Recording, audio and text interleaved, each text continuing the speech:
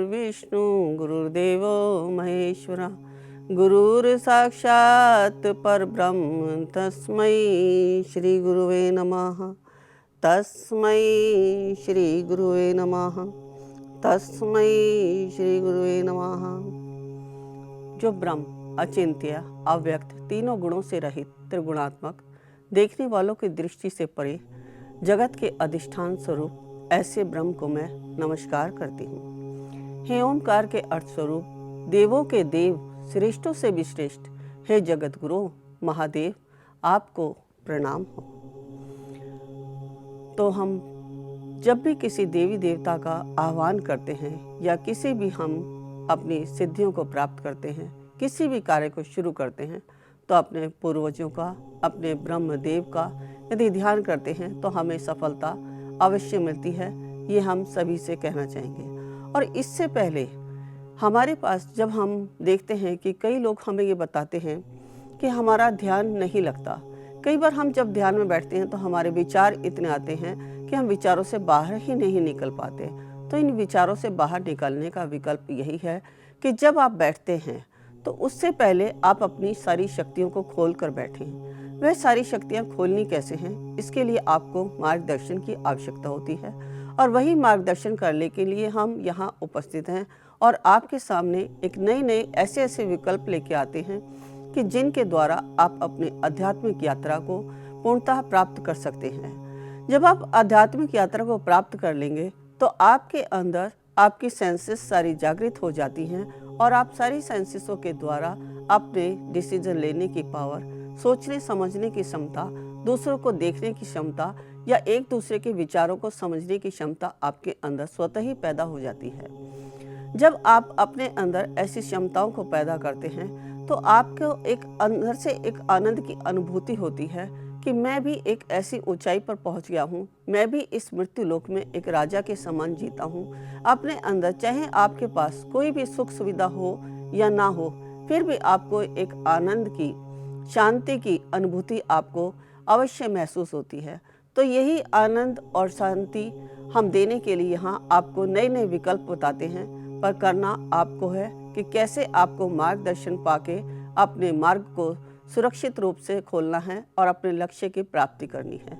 अपने लक्ष्य को प्राप्त करने के लिए यदि हम शुरू से ही ऐसे मार्गदर्शन में जाएं कि जिसके द्वारा हमें लक्ष्य अवश्य प्राप्त हो जाए। जैसे आप स्कूली शिक्षा में यदि आपको बचपन में ही स्कूल में आपको एडमिशन दिलाया जाता है तो पहले सोचा समझा जाता है कि कहाँ मेरे बच्चे का भविष्य सुरक्षित होगा और कैसे मेरा बच्चा आगे बढ़ सकता है।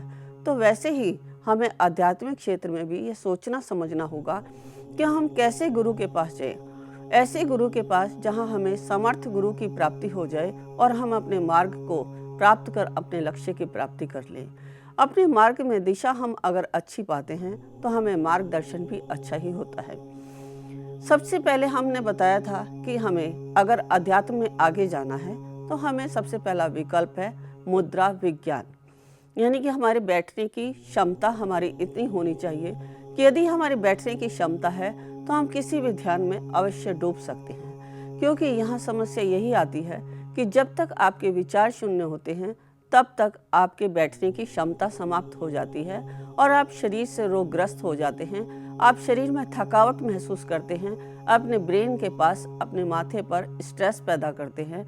तो ऐसी स्थिति से बाहर निकलने के लिए यदि आप चाहते हैं कि आप बाहर निकलें तो हमसे संपर्क करके अपने इस मार्गदर्शन को प्राप्त कर सकते हैं और अपने इस समाधि के क्षेत्र को, अपने अध्यात्म के क्षेत्र को, अपनी सिद्धियों के क्षेत्र को, या जो परमात्मा को पाने की तड़प में तड़प रहे हैं उनके लिए सबसे बढ़िया रास्ता है, सबसे सरल मार्ग है मुद्रा विज्ञान।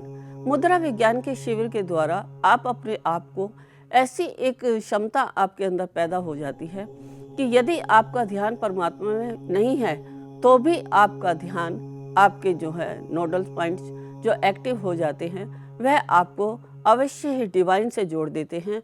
जब आप डिवाइन से जोड़ते हैं तो आपके अंदर की सात्विक ऊर्जा बाहर निकलती है जिसके द्वारा आपका व्यक्तित्व झलकता है। क्योंकि सबसे पहले हमारा व्यक्तित्व ही देखा जाता है। जब हम किसी के सामने जाते हैं तो हमारी ओरा से हमारा व्यक्तित्व अच्छा झलकना चाहिए, सात्विक झलकना चाहिए, हमारे अंदर से सकारात्मक ऊर्जा आनी चाहिए, ताकि सामने वाला व्यक्ति हमसे सम्मोहित हो सके, हमारे कम्युनिकेशन के द्वारा हमारी जो है बात उसके दिमाग में बैठ सके, या जो हम उनसे कहना चाहते हैं वह बात उनको समझ आए। और जब तक हमारी कोई बात किसी को समझ नहीं आती, तब तक हम अपने कार्य को बनाने में भी सक्षम नहीं हो पाते। बहुत सारे लोगों की कॉल्स आती हैं, बहुत सारे लोग हमसे कहते हैं कि गुरु माँ, हम कोशिश तो बहुत करते हैं, बहुत सारे ऐसे ऑफिसों में हम गए हैं जहाँ हमारे से बातचीत तो होती है लेकिन हमारी जॉब नहीं लग पाती। तो वहाँ आपके कम्युनिकेशन की कमी होती है, आपके ओरा की कमी होती है, आपके अंदर यदि स्ट्रेस है, पहले ही यदि आप चिंताग्रस्त हैं, तो सामने वाले व्यक्ति पर आपका प्रभाव अच्छा नहीं पड़ेगा। तो इन सब से बचने के लिए यदि आप अध्यात्म का सहारा लेते हैं, तो आपके इस भौतिक जीवन को जीने के लिए, आर्थिक स्थिति को प्राप्त करने के लिए आपके रास्ते सुगम और सरल होते चले जाते हैं। लेकिन उसके लिए कदम पहले आपको अवश्य बढ़ाना होगा। यदि हम इस संसार में आए हैं और परमात्मा ने हमें यह शरीर दिया है भक्ति को प्राप्त करने के लिए और अच्छे मार्ग में चलने के लिए, तो उस मार्ग पर चलने का मार्ग भी हमें खोजना स्वतः ही पड़ेगा, कोई दूसरा नहीं। लेकिन स्वतः में अगर हमें जागृति पैदा करनी है तो उसके लिए हमें स्वतः से करने वाली क्रियाएं भी आनी चाहिए। यदि आपके अंदर क्रियाएं आती हैं तो आप कुछ भी कर सकते हैं। इस संसार में कुछ भी असंभव नहीं है, क्योंकि आपने देखा है यदि कोई साइंटिस्ट है तो वह ऊपर से साइंटिस्ट बनकर नहीं आता, भगवान के घर से साइंटिस्ट बनकर नहीं आता। हाँ, उसके संस्कार होते हैं, उसके प्रारब्ध होते हैं, जो उसे मार्गदर्शन करने वाला अगर सही गाइडेंस मिल जाता है तो उसका जो वो प्रारब्ध के साथ ही जो अपने सोच विचार लेके आया है, उस सोच विचार को अगर उत्तीर्ण मार्ग दिखाने वाला उसका मार्गदर्शन मिल गया, कोई ऐही गुरु उसको ऐसा मिल गया कि उसके साइंटिस्ट बनने के लिए उसके सारे रास्ते खुलते चले गए, या अपने वातावरण में, अपने परिवार में ऐसा एटमॉस्फेयर मिलता है तो वह साइंटिस्ट अपने आप आगे बढ़ता चला जाता है। ऐसे ही अध्यात्म को पाने के लिए भी हमें उस साइंटिस्ट की तरह अपने मस्तिष्क में, अपने ब्रेन में उस तत्व ज्ञान का मंथन करना पड़ता है। उस तत्व ज्ञान का मंथन करते ही जैसे हमारे अंदर मंथन होता है तो वह मंथन हमारे डिवाइन से जुड़ता है, और डिवाइन से टकराने वाली एनर्जी हमारे सहस्त्रार से टकराती है, और जैसे ही हमारे सहस्त्रार में जाती है वही एनर्जी हमारे साथ उन पांचों चक्रों को चीरती हुई हमारे मूलाधार पर स्थापित हो जाती है। जब मूलाधार पर स्थापित होती है तो वही प्राण ऊर्जा हमारे अपनी खुद की स्वतः की अपनी सात्विक ऊर्जा के कारण विकसित होकर हमारी प्राण ऊर्जा हमारे हृदय चक्र तक आती है, नीचे के चक्रों को भेदती हुई। यदि हमने स्वादिष्टान चक्र पर कंट्रोल कर लिया, स्वादिष्टान चक्र को एक्टिव कर लिया, तो हमारा मणिपुर चक्र भी अपने आप ही होने लग जाता है।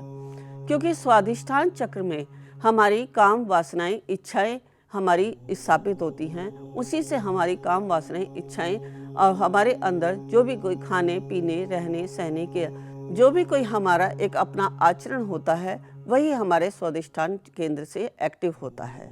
तो आप यदि स्वादिष्टान चक्र पे अपना कंट्रोल कर लेते हैं तो मणिपुर चक्र अपने आप ही कंट्रोल हो जाता है, क्योंकि यहाँ हमारे स्वादिष्टान चक्र से हमारे खाने पीने की स्थिति सुधरती है, हमारी इच्छाएं, हमारी भावनाएं के कंट्रोल में होती हैं, केंद्रित होती हैं। जब हमारा ध्रुवीकरण ठीक होता है तो हमारा मणिपुर चक्र ठीक रहता है। यदि मणिपुर चक्र ठीक है तो आपका पूरा शरीर स्वस्थ रहता है, क्योंकि मणिपुर चक्र का काम है हमारे शरीर में भोजन प्रणाली को पाच्य करना। यदि हमारा भोजन प्रणाली ठीक है और उसका पाचन सुरक्षित रूप से हो रहा है तो हमारे जो शरीर के क्रियाएं हैं उनको करने के लिए हम सक्षम हो जाते हैं। यदि आपका पाचन तंत्र ठीक नहीं है, आपका शरीर ठीक नहीं है, तो आप किसी भी साधना सिद्धि के क्षेत्र में, या हम छोटी से छोटी पूजा की भी अगर बात करते हैं, कई लोग कहते हैं कि हम जोत बत्ती भी अगर करने जाते हैं तो हमारा ध्यान केंद्रित नहीं होता।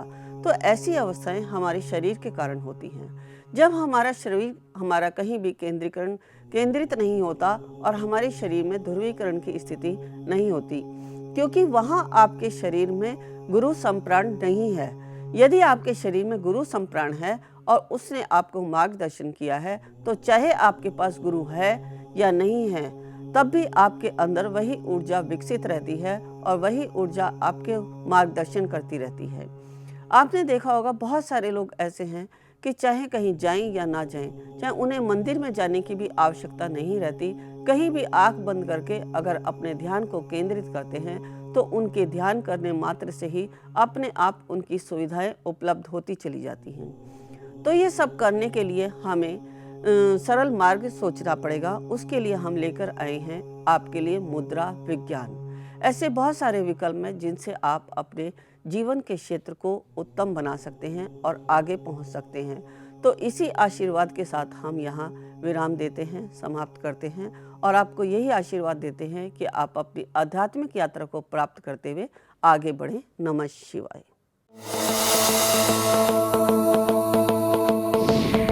शुद्ध चांदी से तैयार विजेता यंत्र, टोने टोटके, तंत्र मंत्र या फिर बुरी नजर से हैं आप परेशान, आत्मविश्वास की है कमी या फिर कोई अन्य समस्या, विजेता यंत्र आपकी सभी समस्याओं को दूर करता है और आपको बनाता है जिंदगी का वास्तविक विजेता।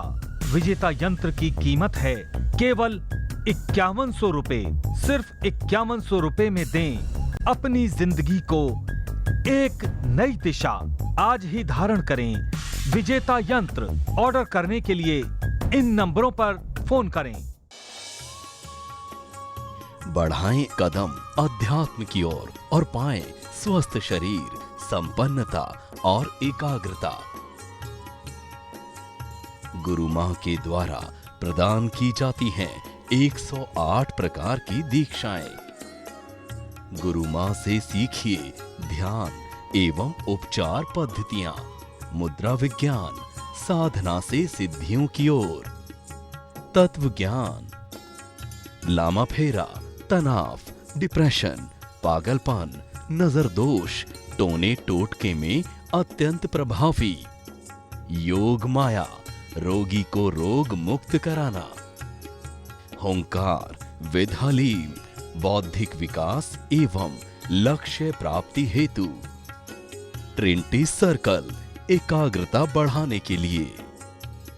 गुरु मां के द्वारा प्रदान की जाने वाली दीक्षाएं लेकर जीवन को सुखों से भर सकते हैं। आप गुरु मां तपेश्वरी जी से किसी भी समस्या के समाधान के लिए परामर्श कर सकते हैं।